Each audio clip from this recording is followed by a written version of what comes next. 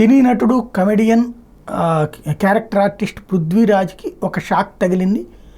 ఇంతవరకు ఎవరికి తెలియనటువంటి అంశం తెర మీదకి వచ్చింది. ఏంటంటే ఆయనకి వివాహము ఆల్రెడీ ఎప్పుడో అందరికీ తెలిసిందే. అయితే విడాకుల కేసు నడుస్తుందట. మనోవర్తి వ్యవహారం అంటే ఇవ్వాల్సినటువంటి డబ్బులకు సంబంధించినటువంటి వ్యవహారం నడుస్తుంది.